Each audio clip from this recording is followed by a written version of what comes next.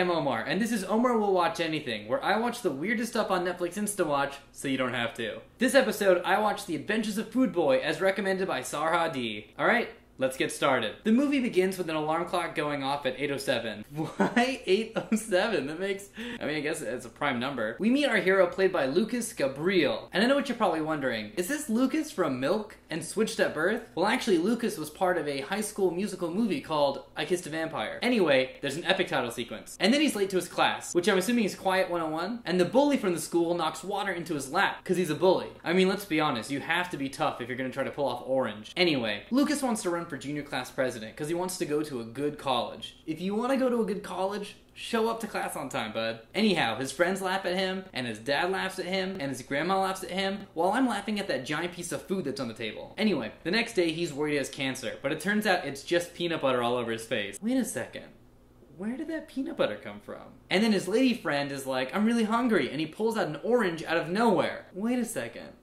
Where did that orange come from? And then at the presidential debate, he throws pastrami at the bully. Wait a second. Is that Jim Brewer? So he's freaking out in the bathroom and spraying mustard all over the place. YOLO. Then he goes home and his grandma reveals that his family has a food gift, which is a gift to make food appear from your sleeves. And then she gives him the Necronomicon and tells him to practice making food. And then his grandma warns him, the more people you tell about your food gift, the worse your food tastes. Which is why South American food tastes so bad. I'm not joking. There's a scene in the movie where they explain why South American food... I like South American food. So anyway, now he knows that you cannot tell people about your food gift. So what does he do? He tells every character in the movie about his food gift. That's like Bruce putting Wayne on the bat signal. That's like Clark taking off his glasses. Anyway, he's jogging with his lady friend. The scene isn't that important, but what really struck my attention was the music playing in the background. I used to play music with that band. My band in high school, the Storks, we used to play with that band back at Bellarmine at Fun Bunny. I know those guys. Anyway, I fell asleep. I'm sorry, this movie got really weird. There's like a lady with a bunch of fish in the background. There's like a magic show with a giant blue hat. I remember waking up at one point and some chef is like, if you don't use your powers on the 59th day, you'll lose your powers forever. And Lucas is like, awesome, I want to be normal. Then I woke up and there was a party with IKEA lights everywhere. And then there was like a really serious conversation at a cafeteria table. And then there's a food fight. Apparently this is the climax of the movie because it's the 59th day and Lucas can choose to not use his powers and never be able to make food appear from his sleeves again. But instead he uses his powers and sacrifices normality and the chance to go to an Ivy League school so he can save Jim Brewer by shooting frozen peas in a bag and putting it on Jim Brewer's face because apparently he got hit by something. Anyhow, there's a PTA meeting, and our hero learned a lesson of some sort. I'm not even sure what it was. Jim Brewer's happy, he goes on to play Goat Boy on SNL, and everyone loves Lucas. He even gets a free shirt from Dimitri Martin. Everyone cheers on the custodian for cleaning up their mess, and the movie ends. Except it doesn't. There's a race, and he shoots like Powerade into a cup from his hand, and then these two try to kill each other, and then the movie ends. So, how does this rate on the Omar Will Watch Anything scale of great,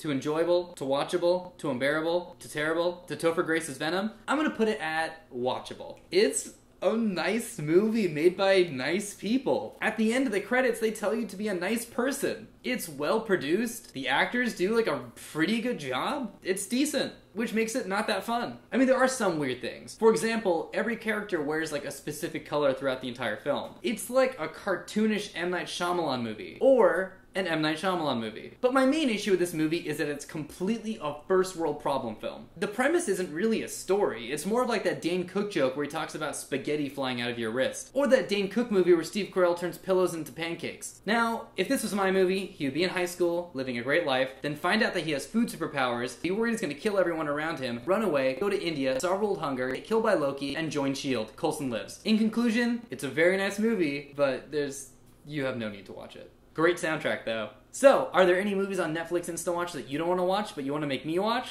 Go ahead and leave those titles in the comments below. And if you've seen The Adventures of Food Boy, let me know your thoughts, because I missed a bunch of that movie by taking a nap. You can also hit us up on Twitter, Facebook, and Tumblr. And if you enjoyed this video, go ahead and hit that like button and subscribe for more videos. Alright, we'll see you next week. Bye. My hand smells like mango. What? My hand smells like a mango. Not really a gift, is it? Would you be the first to die? It wasn't even on screen. You threw the fruits on the ground. Those are bruised now. Aw, my mango. Okay, that didn't work. They were from Trader Joe's. It's not a huge loss.